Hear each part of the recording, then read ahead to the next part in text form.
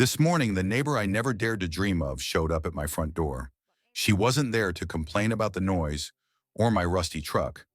She stood there trembling in an oversized sweatshirt to hide the secret growing inside her and said, "I'm pregnant. We have a situation to deal with. Specifically, a 12-week situation."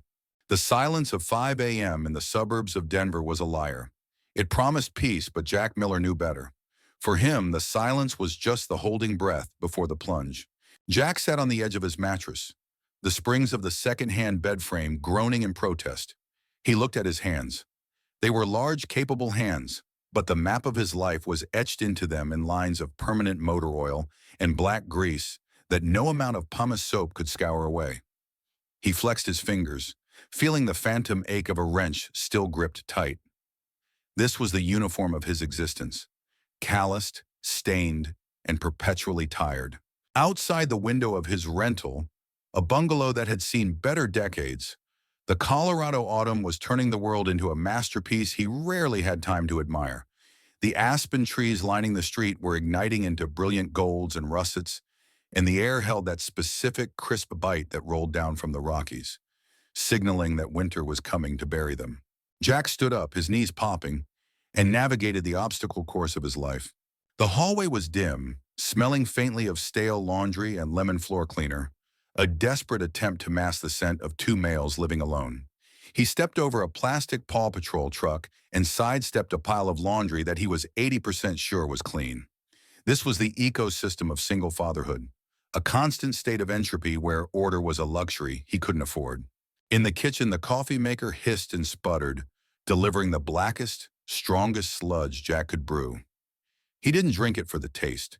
He drank it for the voltage. He leaned against the laminate counter, sipping the scalding liquid, staring out at the backyard. It was a patch of dying grass and a rusty swing set he'd bought off Craigslist. Contrast this with the view 10 yards to the left.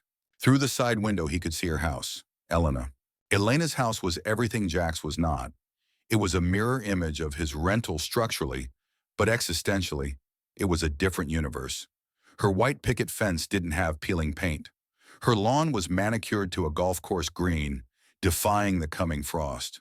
On her porch, tasteful autumn decorations, wicker baskets of mums and perfectly symmetrical pumpkins, sat in a welcoming display. It looked like a page torn out of Better Homes and Gardens. Jack felt that familiar twinge in his gut. It wasn't jealousy exactly. It was a heavy, sinking feeling of inadequacy, a sense of being less than. He was the guy who fixed the transmission on your Ford F-150. She was the woman who probably had a 401k and a spice rack where the jars were alphabetized. Her daddy? The sleepy mumble broke his trance. Jack turned to see Leo standing in the doorway, clutching a ragged stuffed dinosaur named Rex. Leo's hair was a bird's nest of bedhead, and his pajamas were twisted around his small waist. Jack's face softened instantly. The exhaustion didn't leave, but it changed. It became a purposeful weight. "Hey, little man," Jack whispered, crouching down, his knees cracking again. "You're up early. Sun's not even awake yet." "I need juice," Leo stated with the serious gravity of a CEO ordering a merger. "Juice commands, I obey." Jack scooped the boy up, ignoring the ache in his lower back. The next hour was the daily sprint. It was a blur of toaster pastries, hunting for the one matching sock that the dryer always seemed to eat, and negotiating with a 5-year-old about why wearing a superhero cape to kindergarten was a violation of the dress code. By 7:30 a.m., they were out the door. Jack wrestled Leo into the car seat of his truck, a beast of a vehicle that smelled of old leather and gasoline. "Seatbelt check," Jack called out, slamming the driver's side door. "Check," Leo chirped. As Jack backed out of the driveway, avoiding the oil stain he'd been meaning to scrub for 3 months, he saw her. Elena was stepping out of her front door to retrieve the mail. She looked serene. That was the word Jack always associated with her. Serene. She was wearing a soft, cream-colored cardigan and yoga pants, her dark hair pulled back in a clip that looked effortless, but probably took skill. She didn't look like she was fighting the morning. She looked like she was partnering with it. She looked up as the truck engine roared. Their eyes met across the expanse of suburbia, the DMZ between the chaotic rental and the pristine sanctuary. Jack lifted a hand from the steering wheel, a tentative, awkward wave. Don't look at the rust on my truck, he thought.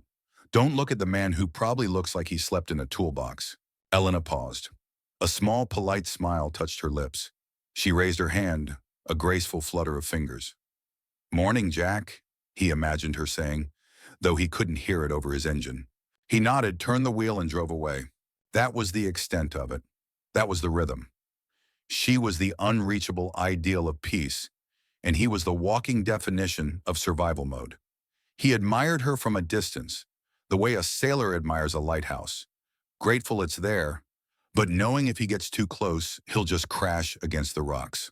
The garage was a symphony of noise, the screech of pneumatic drills, the heavy clank of metal on concrete, the classic rock station blaring AC/DC from a grease-caked radio in the corner. Yo, Miller, Bay 3 needs you on the suspension job. Benny, the shop foreman, barked the order without looking up from his clipboard. Benny was a good guy, but he had the empathy of a lug nut. On it, Jack shouted back, wiping sweat from his forehead with the back of his sleeve. Jack slid under the chassis of a sedan, the familiar darkness of the undercarriage welcoming him. This was his world. It was honest work. He could fix things here. An engine made sense. If it knocked, you checked the rods. If it hissed, you checked the hoses. It was binary, cause and effect. His life outside the garage wasn't so simple. As he wrenched a rusted bolt loose, his mind drifted back to the breakup with Jessica a month ago. It still stung, not because he was madly in love with her, but because of the truth she'd hurled at him like a grenade. I can't be your priority, Jack. I get it. You have Leo. You have the bills. You have this weight on you. But I need someone who can just be with me. You're always drowning. Drowning. Was that what he was doing? He thought he was swimming. He thought he was keeping his head above water. But maybe to everyone else, to Jessica, to his parents back east, maybe even to Elena next door, he looked like a man flailing in the deep end. He thought about Leo. He was doing it all for Leo. The extra shifts, the scrimping to buy organic milk because the internet said it was better, the refusal to date casually because he didn't want a revolving door of women in his son's life. He crawled out from under the car, covered in grime, his muscles screaming. He checked his phone. A reminder popped up. Parent-teacher conference Thursday. Another reminder, rent due. He sighed, scrubbing his face. He needed a win, just a small one. The day ground on, merciless and repetitive. By the time 5 p.m. hit, Jack felt like he'd gone 12 rounds with a heavyweight. He picked up Leo from after-school care, listening to a breathless story about a kid named Tyler who ate a glue stick. He just ate it, Dad, like a cheese stick. That's nutritious, buddy, Jack chuckled, the sound rasping in his throat. When they pulled into the driveway, the sun was dipping low, casting long, melancholy shadows across the neighborhood. The golden hour. It made the peeling paint on his rental look almost rustic, almost charming. Jack unbuckled Leo, hoisting the boy and his backpack onto his hip. As he walked toward his front door, fumbling for his keys, he glanced over at Elena's house again. The lights were on inside. Warm, yellow light spilling out onto the porch. Through the sheer curtains, he saw a silhouette moving. Slow, deliberate. He wondered what her life was like. Did she eat glue sticks? Did she worry about rent? Did she have a heart that felt like it was being squeezed by a vice every time she looked at her bank account? Probably not. She was Elena. She was the calm in the storm. He unlocked his door, the smell of the empty, slightly musty house greeting him. Pizza or grilled cheese? Jack asked, dropping the keys in the bowl. Pizza! Leo shouted, already running toward the pile of Legos. Frozen pizza it is. Jack walked into the kitchen, opening the freezer. A blast of cold air hit his face. He stood there for a moment, letting the chill numb the heat of the day. He was tired. God, he was so tired. But he was here. He was standing. He was the dad. He didn't know that the wall between his chaotic world and Elena's pristine sanctuary was paper thin. He didn't know that the serene woman next door was currently standing in her own kitchen, staring at a timer with trembling hands, her world collapsing in silence while his collapsed in noise. He didn't know that the universe was about to take his carefully compartmentalized life, grab it by the ankles, and shake it until everything fell out. For now, he just preheated the oven to 400 degrees and tried to wash the grease off his hands. Again. Saturday mornings in the Miller household operated on a different frequency than the rest of the week.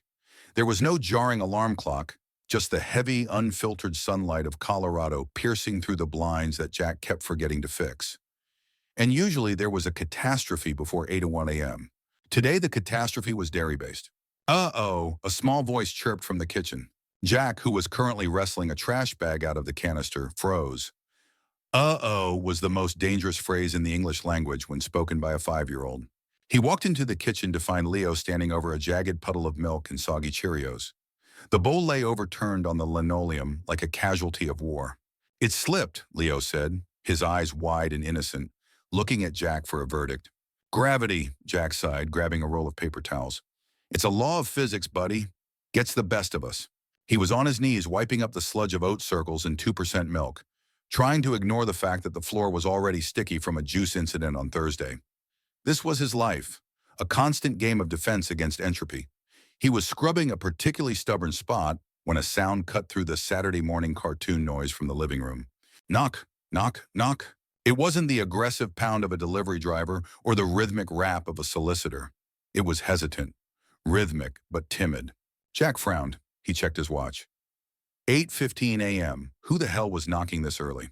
Stay put, Leo. Don't walk in the milk zone, Jack warned, tossing the soiled paper towels into the trash. He wiped his hands on his jeans. Old habits died hard, and walked to the front door. He expected maybe old Mrs. Gable complaining about his truck parked too close to the curb, or maybe a lost DoorDash driver. He opened the door and felt the air leave his lungs. It was Elena. But it wasn't the Elena he watched from his window. That Elena was a study in perfection. Yoga-toned, glossy-haired, the queen of the cul-de-sac. This woman looked like she had been through a spin cycle. She was wearing an oversized gray sweatshirt that swallowed her frame, the sleeves pulled down over her hands. Her dark hair, usually pinned up in that intricate, effortless way, was thrown into a messy bun that was actually messy, not just stylistically so. Her face was pale, stripped of makeup, revealing shadows under her eyes that spoke of sleepless nights. "Elena?" Jack asked, his voice rough with morning overuse.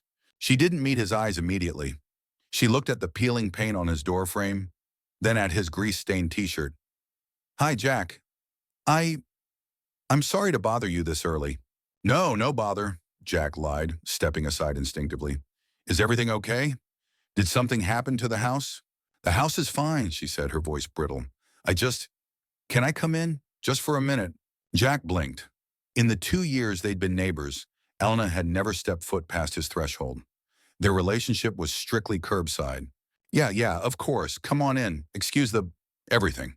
He led her into the living room, hastily kicking a stray plastic dinosaur under the sofa. The contrast was immediate and painful.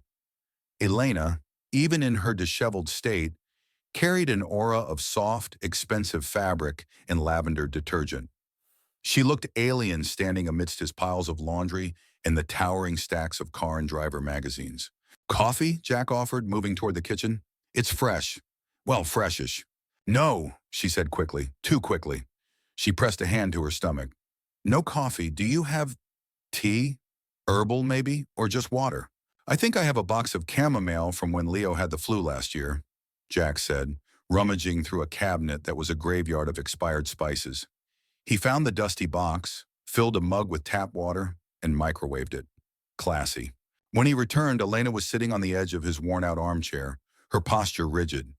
She wasn't looking at the TV where SpongeBob was laughing maniacally. She was staring at her hands, which were clasped tightly in her lap. Jack set the mug down on a coaster, a folded piece of junk mail, and sat on the sofa opposite her. "Elena, you're scaring me a little. What's going on?" She took a breath, a shuddering, deep breath that seemed to rattle her entire small frame. She looked up, and for the first time Jack saw the terror in her eyes. It was raw and unmasked. "I debated coming here," she whispered. "I debated it for 3 days. I thought maybe I could handle it alone or that I didn't need to tell you." "Tell me what?" Jack leaned forward, his mechanic's instincts kicking in. He wanted to fix the problem, whatever it was. She took a sip of the hot water, wincing slightly. Then she set the mug down. "I'm pregnant, Jack." The words hung in the air, suspended between the sound of the refrigerator humming and the cartoons blaring. Jack stared at her, his brain stalled. "Oh, wow, Elena, that's great. I didn't know you were seeing—" "It's yours," she cut in. Her voice was quiet, but it hit him like a sledgehammer to the chest. I'm 12 weeks along. It's yours. The room tilted. The sound of SpongeBob faded into a high-pitched whine in Jack's ears. Yours. His mind didn't go to the future. It slammed into reverse. It catapulted him back 3 months, to a night he had tried very hard to categorize as a fever dream. Here, 3 months ago, late August. The heat had been oppressive that night. It was a thick, humid blanket that sat over Denver, refusing to lift even after the sun went down. The air smelled of ozone and impending rain that wouldn't fall. Jack had been sitting on his porch steps, a bottle of Evan Williams bourbon between his feet. He wasn't a heavy drinker. He couldn't afford to be, not with Leo. But that night, he needed the burn. Jessica had ended it via text at 7 p.m. I can't do the instant family thing, Jack. You're a great guy, but your life is too heavy. I need light. Too heavy. The words had been circling his skull for hours. He felt like an anchor, a rusted, heavy thing that dragged down anyone who got too close. He took a swig from the bottle, grimacing as the cheap whiskey hit his throat. Rough night? The voice had startled him. He looked up to see Elena standing on the sidewalk. She was walking her dog, a golden retriever named Goldie, but she wasn't wearing her usual crisp athletic wear. She was wearing a loose sundress, and she looked tired. Not sleepy tired, soul tired. You could say that, Jack muttered, capping the bottle.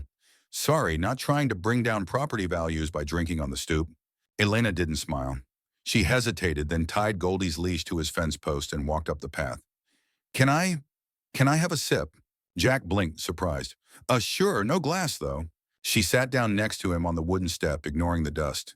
She took the bottle, wiped the rim with her thumb, and took a long pull. She didn't even cough. You okay, Elena? Jack asked, genuinely concerned. He'd never seen her like this. The perfect neighbor was cracking. My divorce was finalized today, she said, staring out at the dark street. Official. Signed, sealed, delivered. I am officially a failure at 32. You're not a failure, Jack said, surprised by the intimacy of the confession. And I just got dumped via iMessage. So, welcome to the club of the discarded. She looked at him then. The street lamp cast a hazy orange glow over her face. Her eyes were wet. He said I was too managed, that I sucked the air out of the room because I needed everything to be perfect. He's an idiot, Jack said fiercely. You're not managed. You're together. I look at your house and I wish I had 10% of your discipline. It's a facade, Jack, she whispered, leaning closer. It's all just armor. The air between them shifted. It changed from neighborly commiseration to something heavier, charged with the electricity of the approaching storm and the bourbon in their blood. They were two lonely people, sitting on a porch in the suburbs, feeling the crushing weight of their own inadequacies. Jack didn't know who moved first. Maybe he leaned in to comfort her. Maybe she leaned in to escape the silence. But suddenly her lips were on his. She tasted of whiskey and mint lip balm. It wasn't a romance novel kiss. It was desperate. It was a collision of grief and need. They stumbled inside into his messy living room, ignoring the toys on the floor. For an hour, Jack wasn't the struggling single dad, and Elena wasn't the divorced perfectionist. They were just two bodies seeking warmth in the dark. The next morning had been excruciating. The sun rose, bringing sobriety and shame. Elena had dressed quickly, her face burning red. I should go, she had stammered. Elena, wait. Let's pretend this was the whiskey, she said, not meeting his eyes. Please, Jack. And he had agreed. Because what else could he do? He was the mechanic with the stained hands. She was the woman with the white picket fence. It was a glitch in the matrix.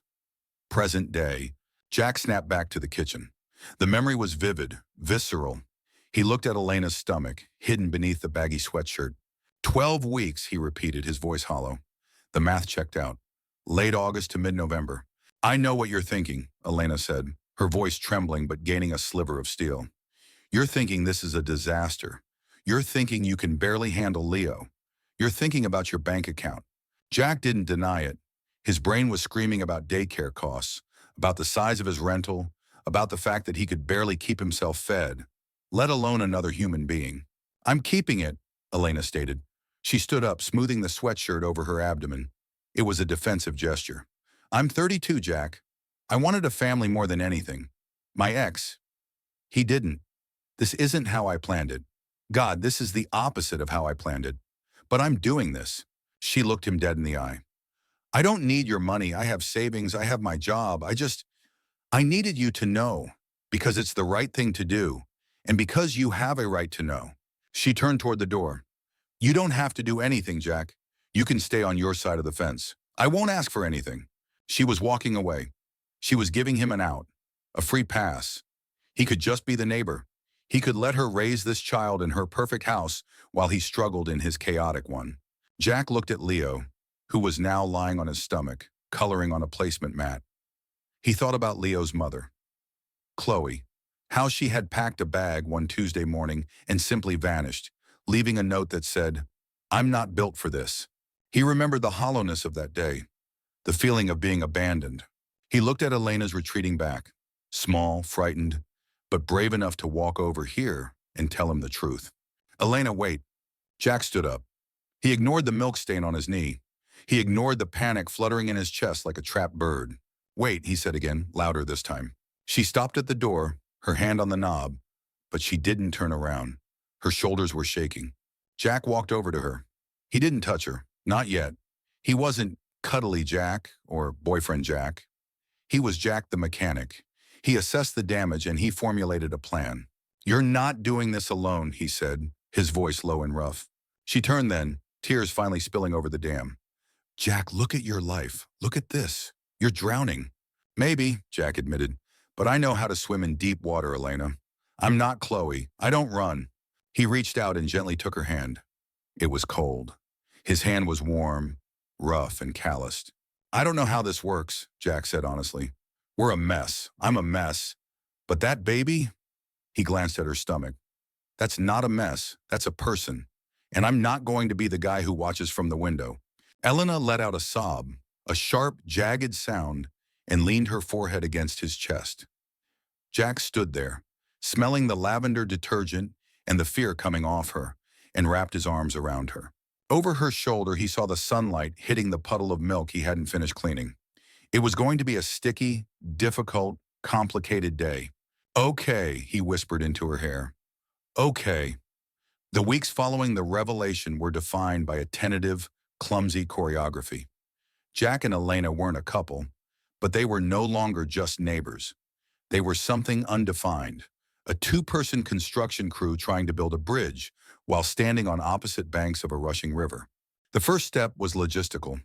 Jack, driven by a primal need to be useful since he couldn't fix the situation with money, decided to fix the physical barrier between them. On a Sunday afternoon, the sound of a saw ripped through the quiet cul-de-sac. Jack was out in the backyard, sawdust clinging to the sweat on his forearms, cutting a neat rectangle into the white picket fence that separated his weed-choked lawn from Elena's pristine garden. "What are you doing?" Elena asked, stepping out onto her back porch. She was wearing leggings and a loose sweater, clutching a mug of herbal tea. She looked less pale than she had the week before, but the morning sickness, or all-day sickness, as she corrected him, was still a brutal companion. Jack wiped his forehead. "Installing a gate. Figured it makes more sense than hopping the fence or walking around the block every time Leo wants to show you a drawing." Elena stared at the gap in the wood. It was a violation of her perimeter, but it was also an opening. "A gate," she repeated softly. "Functional." "I'm all about function," Jack said, checking the level. "I'll paint it white. The HOA won't even know." That gate became the artery of their new life.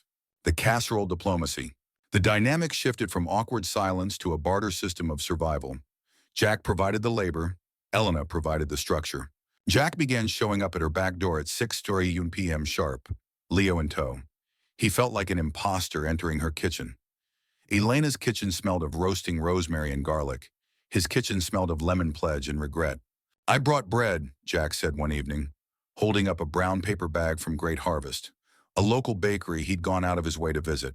Not the Wonder Bread stuff, the grainy kind, with seeds. Elena smiled, a genuine expression that reached her eyes. "Multi-grain. My favorite. Thank you, Jack." They sat at her small, round dining table. It was intimate. Too intimate sometimes. Leo, however, was the perfect buffer. He was oblivious to the sexual tension or the heavy history. He just loved that Miss Elena didn't use plastic forks. Dad says we're going to have a baby, Leo announced around a mouthful of roasted chicken. Jack choked on his water. Elena froze. Eventually, buddy, Jack managed to wheeze. In the spring. Is it going to sleep in my room? Leo asked, looking between them. Because I have a lot of Legos. Small parts. Choking hazards. Elena laughed, a bright sound that startled Jack. No, Leo. The baby will sleep here. In the guest room. Oh, Leo processed this. So, we have to come here to see it? The question hung in the air. We, the pronoun, was doing a lot of heavy lifting. Acts of service. As autumn bled into a harsh Colorado November, the acts of service ramped up. Jack didn't know how to talk about feelings. He didn't know how to say, I'm terrified I won't be enough for you. So he fixed things. When Elena's garbage disposal seized up, Jack was under the sink with a flashlight before she could even call a plumber. When he noticed her gutters were clogged with dead aspen leaves, he was up on a ladder in the freezing wind, scooping them out by hand. One Saturday, he found Elena standing in what used to be her home office, staring at a pile of boxes. She looked overwhelmed. Nesting instinct kicking in? Jack asked, leaning against the doorframe. Panic instinct, she corrected. I need to turn this into a nursery, but I can't move the desk. And I don't know how to assemble the crib I ordered. Step aside, Jack said, cracking his knuckles. You point, I lift. For the next 4 hours, they worked in tandem. Jack assembled the complex crib, cursing silently at the Swedish instructions, while Elena folded tiny, impossible-sized clothes. At one point, Jack looked up to see Elena watching him. She wasn't looking at his hands or the crib. She was looking at him.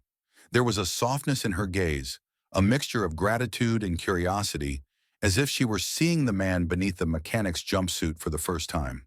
You're good at it, she said quietly. The dad stuff. Jack tightened a bolt. I learned the hard way. Trial by fire with Leo. I'm scared, Jack, she admitted, her voice barely a whisper. I read all the books, but I feel unprepared. I'm used to controlling everything. You can't control a baby. Jack stood up, wiping his hands on a rag. He walked over to her, stopping just inches away. No, you can't. They're chaos grenades. But you catch them. You just catch them. He hesitated, then reached out and tucked a stray lock of hair behind her ear. It was a bold move. A claim. We'll catch this one together. The air in the room grew thick. The memory of that whiskey-soaked night in August flickered between them. But this was different. This wasn't drunk desperation. This was sober, terrifying reality. The merger. The tipping point came with the first real snowstorm of the season. 8 inches of heavy, wet snow blanketed Denver, snarling traffic and dropping temperatures into the single digits. Jack's rental house had a heating system that was essentially a glorified hairdryer. By 8 p.m., the thermostat was reading 62 degrees, and Leo was shivering under 3 blankets on the sofa. Jack's phone buzzed. It was Elena. My heat is on. I made chili. Don't be a martyr. Bring Leo over. Jack didn't argue. He packed a bag, pajamas for Leo, a change of clothes for himself, and they trudged through the snow, through the new gate, to the warmth of Elena's sanctuary. That night, after Leo was asleep in the guest room, which was slowly transforming into a nursery, Jack and Elena sat by the fireplace in her living room. The house was warm, silent, and safe. This is stupid, Jack said abruptly, staring at the fire. What is? Elena asked, looking up from her book. The back and forth, the gate, the 2 houses. I'm paying rent on an icebox, and you're here alone worrying about slipping on the ice every time you get the mail. He turned to face her. We should just do this. For real. Elena closed her book slowly. Move in? Yeah, not because we have to, Jack lied, though they both knew they kind of did. But because it makes sense. Leo loves it here. I can help you with the house. We can save money for the baby. It's a big step, Jack. Living together implies... She trailed off. It implies we're a family, Jack finished for her. Look, we did things backward. We did the baby part first, then the dating part, which, let's be honest, is mostly just us eating casseroles and talking about insulation. Maybe living together is just the next logical disaster. Elena laughed, but her eyes were wet. A logical disaster. I'm serious, Elle. I don't want to leave at night anymore. I hate walking back to that empty house. Elena looked at him, searching his face for any sign of hesitation. She found none. She saw the steadfastness that she had mistaken for roughness. She saw a partner. Okay, she said softly. But there are rules. No grease on the white towels, and you have to deal with the spiders. Deal, Jack grinned. And you have to deal with Leo's obsession with dinosaurs. He will explain the difference between a T-Rex and a velociraptor to you daily. The blended blueprint. The move was swift. Jack broke his lease, losing the deposit, which stung, but felt like paying a ransom for freedom. They consolidated their lives. It wasn't seamless. Jack's worn-out leather recliner looked hideous next to Elena's mid-century modern sofa, but she let him keep it in the corner. Leo's plastic toys invaded the living room, creating tripping hazards on the hardwood floors. But there were moments of profound grace. One evening, Jack came home from the garage, exhausted and smelling of oil. He found Leo and Elena on the rug. Elena was reading a book about space, and Leo was resting his head on her lap, his thumb in his mouth, a habit he usually only did when he felt completely safe. Elena was absent-mindedly stroking Leo's hair while she read. Jack stopped in the doorway, his heart hammering against his ribs. He realized then that he wasn't just moving in to save money or help with the baby. He was falling in love with her, not the perfect neighbor fantasy, but the woman who let a 5-year-old snot on her designer leggings because he was tired. Hey, Jack said, his voice thick. Elena looked up and smiled. Hey, you're home. Home. The word settled into Jack's bones, heavier and more permanent than the foundation of the house itself. But as winter deepened, the cozy bubble of their blended life was about to be pricked. The phone rang during dinner a week later. Elena looked at the caller ID and went pale. It's my mother, she whispered. She's coming from New York. Jack saw the panic return. He squeezed her hand over the table. Let her come. We're ready. He didn't know it yet, but he was wrong. Maggie wasn't just a guest. She was a hurricane in Chanel, and she was about to test the structural integrity of everything they had just built. The arrival of Maggie arrived not with a bang, but with the decisive click-clack of designer heels on a hardwood floor. Elena's mother was a force of nature from the Upper West Side of Manhattan. She was a woman who wore scarves that cost more than Jack's transmission repairs and viewed the Midwest, which she insisted Denver was part of despite the mountains, as a quaint anthropological experiment. Jack had spent 3 hours scrubbing his hands with heavy-duty pumice soap, trying to erase the permanent black crescents from under his fingernails. He wore his church shirt, a stiff blue button-down that felt like a straitjacket, and stood by the fireplace like a prisoner awaiting sentencing. When the door opened, Maggie swept in, bringing a gust of cold December air and the scent of Chanel No. 5. Elena, darling, the Uber driver had no idea where the driveway ended. It's practically a wilderness out here, Maggie announced, dropping a Louis Vuitton weekender bag on the floor. She hugged Elena stiffly, avoiding the bump, then pulled back to assess her daughter. Her eyes narrowed. You look tired and wide. Hi, Mom. Good to see you too, Elena said, her voice tight. I'm pregnant, remember? Wide is part of the job description. Maggie turned. Her gaze swept the room like a tactical laser. It landed on Leo, who was sitting on the floor building a Lego tower, and then it landed on Jack. The silence that followed was loud enough to rattle the windows. And this, Maggie said, her tone dropping 10 degrees, must be the situation. This is Jack, Elena said firmly, stepping to Jack's side and linking her arm through his. And this is Leo. They live here, Mom. We're a family. Maggie didn't extend a hand. She just tilted her head, examining Jack as if he were a piece of furniture she suspected was a reproduction. I see. The mechanic. The dinner from hell. Dinner was a masterclass in passive-aggressive warfare. Jack had roasted a chicken, a recipe Elena taught him, but to Maggie it might as well have been roadkill. So, Jack, Maggie said, picking at a roasted carrot, Elena tells me you work at a garage? Is that a franchise or just a local shop? Local shop, ma'am, Jack said, gripping his fork so hard his knuckles turned white.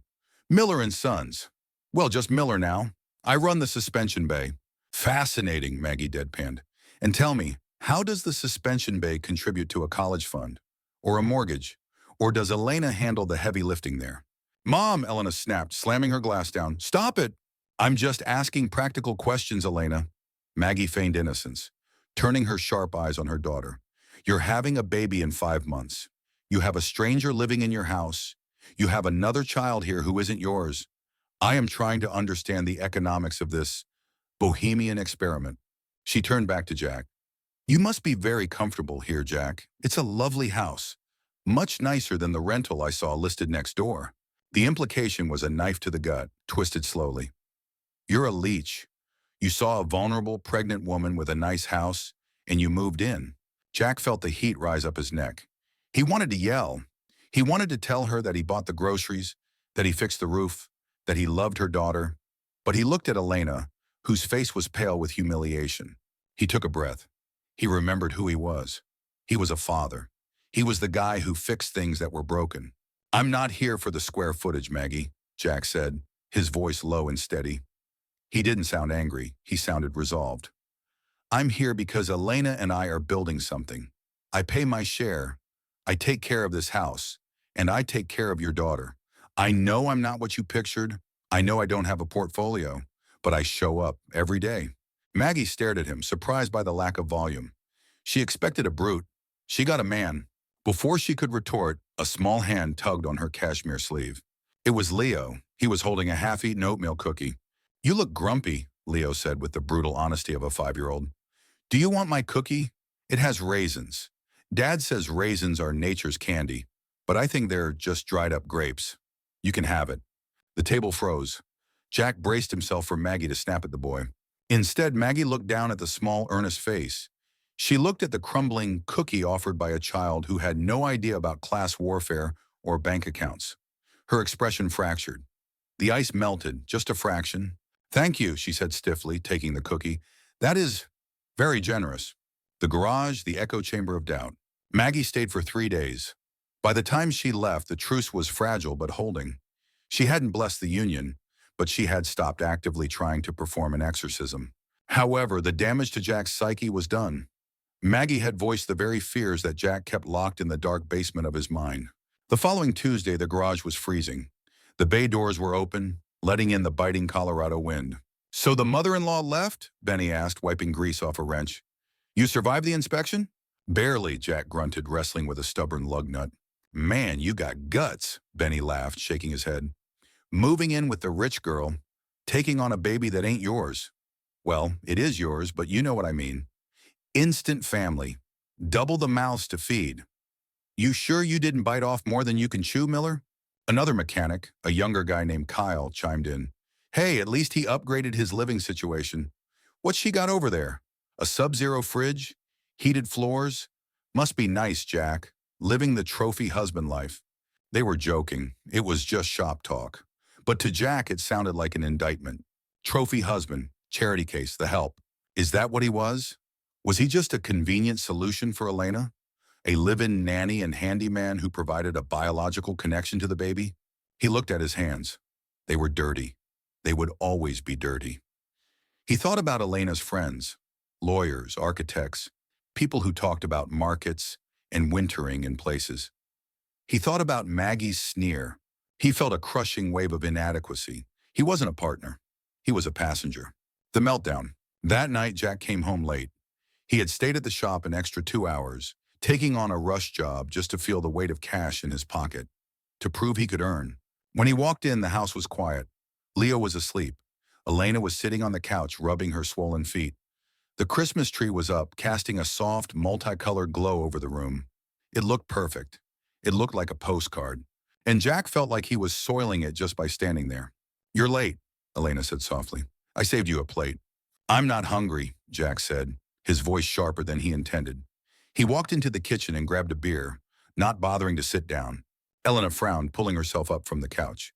She waddled slightly. She was 6 months along now. Jack, what's wrong? Did something happen at the shop? Nothing happened, Jack snapped. Just work. You know, the thing I do to pay for the 2% of the bills I can actually afford in this house. Elena stopped. The air left the room. Excuse me. Jack turned, the exhaustion and the insecurity boiling over. Your mom was right, Elena. Look at this. Look at us. I'm a mechanic. I drive a truck that's held together by duct tape. You. I'm living in your house, eating your food. I'm dragging you down to my level. Is that what you think? Elena's voice rose.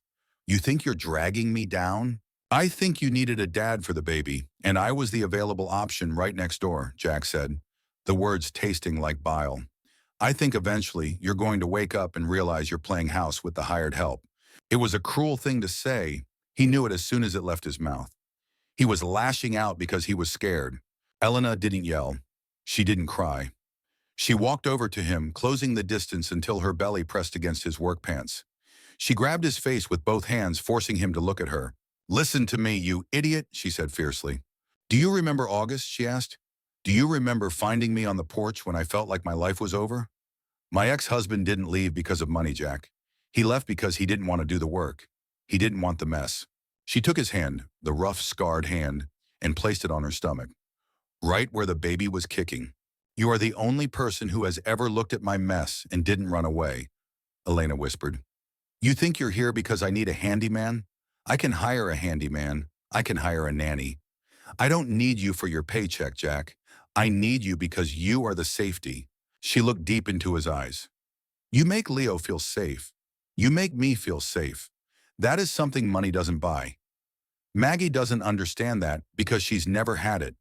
Don't you dare let her, or those guys at the shop, tell you that your value is a number on a check." Jack trembled. The fight drained out of him, leaving only the raw ache of his love for her. He slumped, resting his forehead against hers. "I'm just scared I'm not enough," he whispered. "You are everything," she answered. "You're the foundation, Jack. The house falls down without the foundation." He wrapped his arms around her, burying his face in her neck. He held on tight, anchoring himself in the storm. He realized then that the imposter syndrome was a lie. He wasn't pretending to be a father or a husband. He was doing the work, and the work was the only thing that mattered. "I'm sorry," he murmured. "I know," she said, stroking the back of his neck. "Now go eat your dinner. It's meatloaf, and Leo helped make it, so watch out for eggshells." Jack laughed, a wet choke sound. He kissed her, tasting the salt of his own sweat and the sweetness of her forgiveness. He was home. May in Denver was a fickle friend. It could offer a 60-degree day of blinding sunshine or a surprise blizzard that snapped the branches of the budding lilacs. Fortunately, the Tuesday that changed everything was one of the good ones. The sky was a piercing, impossible blue, and the crabapple tree in Elena's front yard was exploding in shades of pink confetti. Jack was in the garage. His garage, the one attached to the house, which was now organized with a level of precision that terrified him, changing the oil on Elena's SUV. He was wiping his hands on a shop rag when the back door flew open. Elena stood there. She was 39 weeks pregnant, wearing sweatpants and one of Jack's flannel shirts. She looked calm, too calm. "Jack," she said, her voice steady but tight, like a piano wire pulled to the breaking point. "Yeah, El?" He dropped the rag. "My water just broke. In the kitchen, on the hardwood." She paused, blinking. "I'm sorry about the floor." Jack laughed. It was a nervous, abrupt sound. "Forget the floor. It's go time." "It is go time." The drive. The drive to the hospital was a study in contrast. Elena, usually the queen of logistics who had a laminated birth plan in her go bag, was breathing through clenched teeth, her eyes squeezed shut as contractions rolled over her like waves. Jack, the man whose life had been a series of chaotic improvisations, was laser-focused. He drove his truck with the smooth precision of a surgeon, navigating the I-25 traffic without a single jerky movement. "You're doing great," Jack said, his hand finding hers over the center console. "Just breathe, like we practiced. In through the nose, out through the mouth." "I hate breathing," Elena gasped. "And I hate your truck. It bumps too much." "We'll take the SUV next time," Jack promised, though they both knew there probably wouldn't be a next time. "Just focus on the horizon, or the dashboard hula girl. Her name is Lola." "I hate Lola," Elena groaned. The room where it happened. Labor was a marathon. Hours bled into one another in the sterile, beep-filled room of the maternity ward. The perfect birth plan, involving soothing playlists and essential oils, was abandoned around hour 6 in favor of an epidural and crushed ice chips. Jack never left her side. He wasn't just a spectator. He was the anchor. When Elena panicked, gripping the bed rails until her knuckles turned white, Jack was there, his voice a low rumble of reassurance. "I can't do this," she whispered at one point, sweat plastering her hair to her forehead. "Jack, I'm not strong enough. I'm not a natural mother." Jack wiped her forehead with a cool cloth. "You don't have to be natural. You just have to be here. You're doing the work, El. You're fighting for her. That's what moms do. He saw the fear in her eyes, the fear of the type A personality losing control. He knew that fear. He leaned in close. I've got you. I'm not going anywhere. Lean on me. And then at 4:12 p.m., the world shifted. The doctor's voice cut through the haze. One more big push, Elena. She's right here. The cry that followed was the sweetest sound Jack had ever heard. It was a squalling, indignant protest against the cold air of the world. The doctor placed the baby on Elena's chest, a tiny, slick, purple-red creature with a tuft of dark hair. Elena sobbed. It was a raw, guttural sound of relief and overwhelming love. Her hands hovered over the baby, trembling, before she dared to touch the tiny back. Hi, she choked out. Hi, Daisy. Jack stood by the bedside, his throat tight. He watched them, the two women of his life. He felt a moment of hesitation. This was the biological bond. This was the mother and child. Where did he fit? Was he just the spectator now? Then Elena looked up. Her eyes were wet, exhausted, but shining. She reached out a hand toward him. Jack, she whispered, come meet your daughter. Your daughter. The doubt vanished. Jack leaned down, placing his large, calloused hand over the baby's tiny head. Daisy shifted, letting out a small squeak, and settled against the warmth of his palm. A current of electricity went through him, grounding him to the floor, to the room, to this family. He wasn't a stepdad. He wasn't a placeholder. He was Dad. The meeting. Bringing Daisy home 2 days later was the real test. The hospital was a bubble of support. Home was where reality lived. Leo was waiting at the front door with the babysitter, Mrs. Gable from down the street, who had softened her stance on Jack's truck once she found out about the baby. Is she here? Leo asked, vibrating with energy. He was wearing a shirt that said Big Brother in dinosaur font. Jack crouched down, holding the car seat carrier. She's here, buddy, but you gotta be quiet. She's sleeping. He set the carrier on the living room rug. Elena sat on the sofa, looking pale and fragile, watching anxiously. Leo crept forward like he was approaching a sleeping T-Rex. He peered over the edge of the carrier. Daisy was swaddled tightly in a pink blanket, fast asleep, her tiny mouth making sucking motions. Leo stared for a long time. She's really small, he whispered. Yeah, Jack said. She's brand new. Does she have teeth? Not yet. Leo nodded sagely. That's good. Less biting.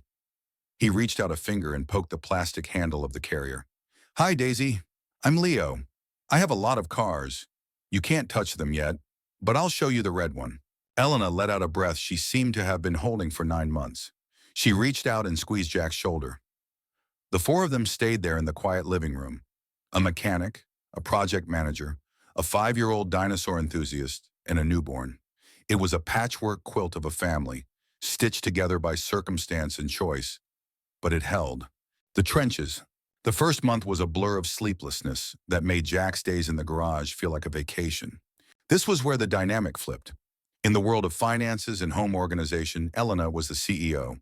But in the world of a newborn, Jack was the veteran. Elena struggled. She read every book, tracked every ounce of milk, and panicked at every rash. The lack of sleep frayed her nerves. She felt like she was failing because the baby wouldn't follow the schedule in the book. One night at 3:00 a.m., Jack woke to the sound of crying. Not the baby's, Elena's. He found her in the nursery, rocking a screaming Daisy. Elena was weeping silently, her shoulders shaking. She won't stop, Elena sobbed, looking at Jack with desperate eyes. I've fed her, I've changed her, I've rocked her. She hates me. Jack, I'm doing it wrong. Give her here, Jack said gently. He didn't ask. He took the baby from her arms. He cradled Daisy against his chest, holding her in the football hold he had mastered with Leo. He started a low, rhythmic bounce, shushing loudly near her ear. Within 2 minutes, Daisy's screams subsided into whimpers, then silence. Elena slumped into the rocking chair, defeated. How do you do that? She screams for me and sleeps for you. I'm boring, Jack joked softly, and I'm not anxious. Babies smell fear, Elle, like dogs. He walked over to her, still bouncing Daisy. You're doing a great job. You're just trying to solve her like a math problem. She's not a problem. She's just a baby. I feel useless, Elena admitted, wiping her eyes. You're her whole world, Jack said. Go to sleep. I've got the watch until 6 a.m. But you have work. I'll drink extra coffee. Go. Jack sat in the quiet nursery as the sun began to creep up, holding his daughter. He looked at the mobile spinning above the crib. Little felt clouds and stars. He was exhausted. His back hurt. They were burning through savings because Elena was on unpaid leave. But as he looked down at Daisy's sleeping face, which looked so much like Elena's, he felt a profound sense of peace. He wasn't the guy drowning anymore. He was the raft. External validation. The final seal of approval came 2 weeks later. It was a Sunday. They were hosting a small Meet the Baby barbecue. It was chaotic. Leah was running around the yard with a bubble wand, spraying soapy water everywhere. Jack was at the grill flipping burgers. Elena was sitting in a lawn chair, holding Daisy, looking tired but happy. A black town car pulled up. Maggie stepped out. The backyard went quiet. Maggie navigated the grass in block heels, carrying a massive gift bag. She walked up to Elena. "Well," she said, looking down at the baby, "let me see her." Elena pulled back the blanket. Maggie stared.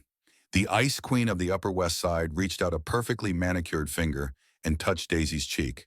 "She has your chin, Elena," Maggie said, her voice unusually soft. "And, well, she has the Miller nose, unfortunately." Jack snorted from the grill. "Hey, it's a distinguished nose." Maggie looked up at Jack. For the first time, there was no sneer, no assessment of his net worth. She looked at the spread of food, at Leo laughing, at her daughter who looked exhausted but safe. "The burgers smell adequate, Jack," Maggie said. "I'll take that as a Michelin star," Jack grinned. "Don't push it." Maggie turned back to the baby. "Hello, Daisy. I'm your grandmother. We're going to have to do something about your wardrobe immediately." Later that evening, as the sun went down, Jack stood on the back porch, watching the fireflies blink in the bushes. The gate he had built, the one connecting the 2 yards, was propped open. It wasn't a barrier anymore. It was just a passageway between 2 parts of their one big home. Elena came out, joining him. Daisy was finally asleep in the bassinet inside. "We survived," Elena murmured, leaning her head on his shoulder. "We did," Jack said, wrapping an arm around her. "Barely. You were right, you know," she said. "I'm usually right. About what specifically?" "About catching them. You caught us, Jack." He kissed the top of her head. The scent of lavender detergent was gone, replaced by the smell of milk and baby powder. And to Jack, it was the best smell in the world. "We caught each other," he said. 6 months is a blink in the timeline of the universe.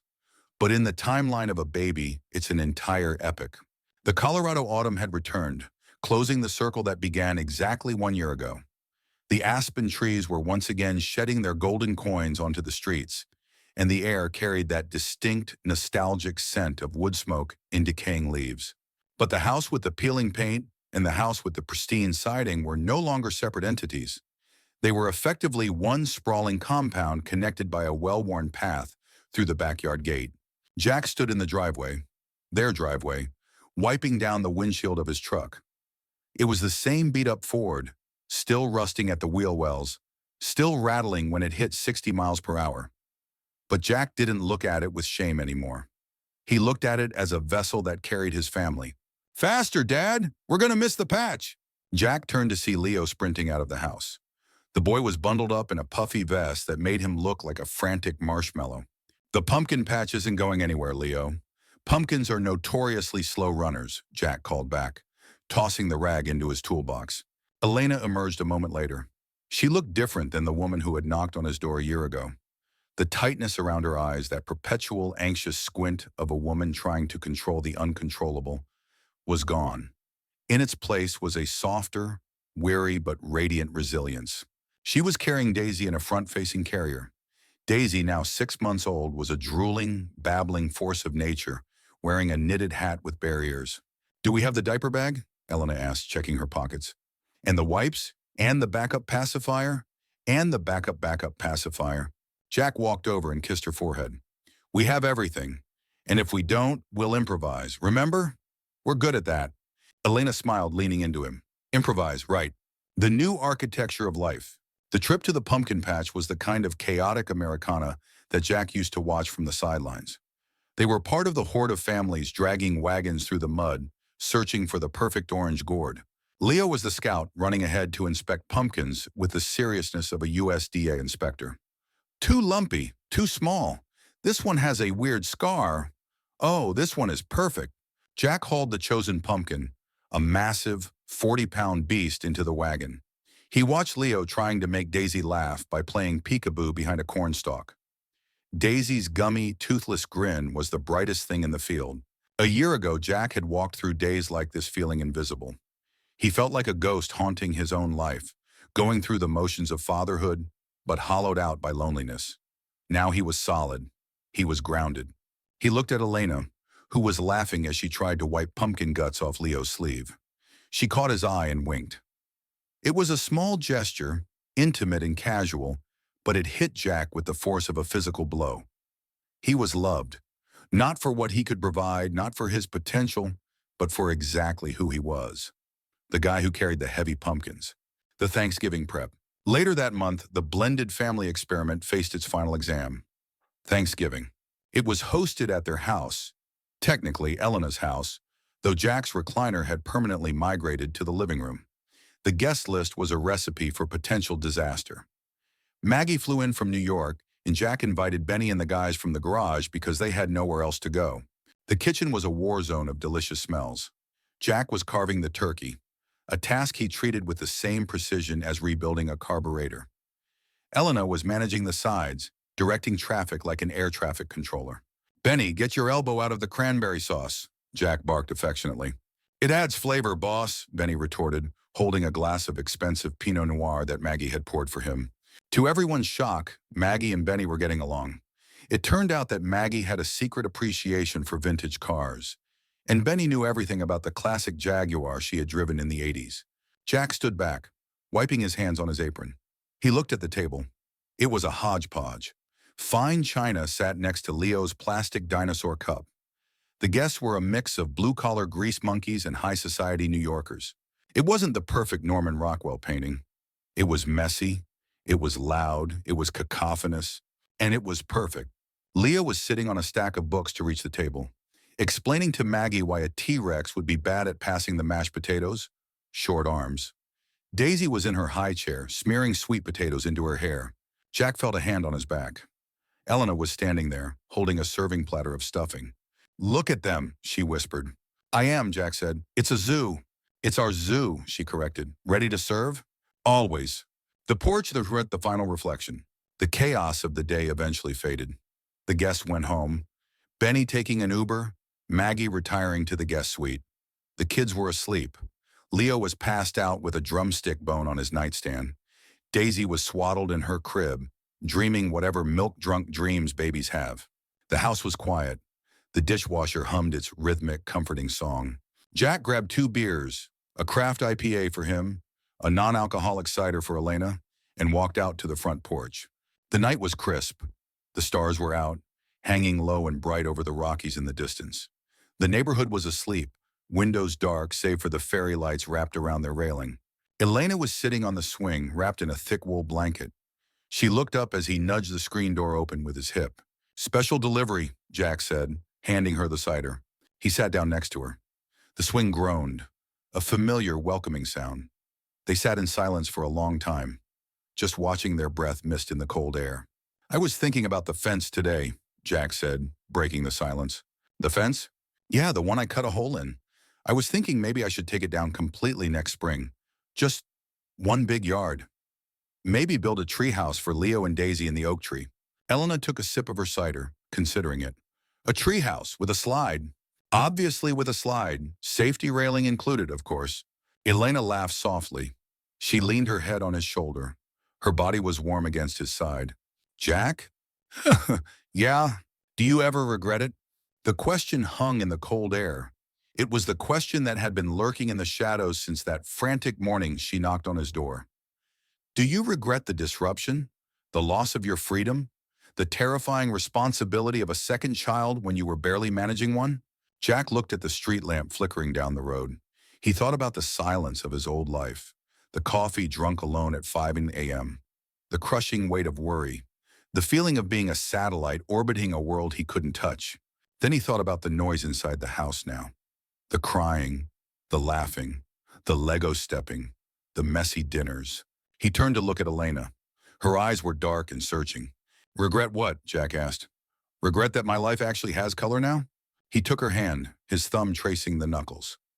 "Elle, Before that night, before the accident, or whatever we want to call it, I was just surviving. I was treading water. You didn't ruin my life. You saved it. Elena's eyes filled with tears. She squeezed his hand tight. I used to think everything had to be planned, she whispered. I thought if I couldn't control it, it was a failure. But this, she gestured to the house, to him, to the invisible thread connecting them to the sleeping children inside. This is the best thing I never planned. Sometimes, Jack said, kissing her temple, the best parts of life are the ones that don't come with instructions. They sat there as the wind picked up, rattling the last of the leaves across the pavement. They weren't the perfect couple. They still fought about the thermostat. They still worried about money. They were tired most of the time. But as they sat on the porch of the home they had built from two broken halves, Jack realized that they had achieved something far greater than the American dream. They had found the American reality, messy, loud, difficult, and incredibly, undeniably beautiful. Come on, Jack said, standing up and pulling her with him. Let's go inside. It's freezing, and Daisy will be up in 4 hours. 3 hours, Elena corrected with a smile. Optimist. They went inside, closing the door against the cold, leaving the porch light on, a beacon in the quiet suburban night. And that is the story of Jack and Elena. It wasn't a fairy tale of knights and princesses, but a story about two regular people finding grace in the chaos of modern life. I have a question for you guys. In this story, the accident of the pregnancy turned out to be the catalyst that saved both Jack and Elena from their loneliness. Do you believe that accidents or unexpected disruptions in life are usually disasters? Or are they often just the universe's way of pushing us toward where we're actually supposed to be? Have you ever had a plan fall apart only to realize the reality was better than the plan? If you enjoyed this story and want to see more detailed, emotional narratives like this, please smash that subscribe button. Leave a comment below with your thoughts on Jack's transformation. I read every single one. Let's keep building this community of storytellers together. See you in the next story.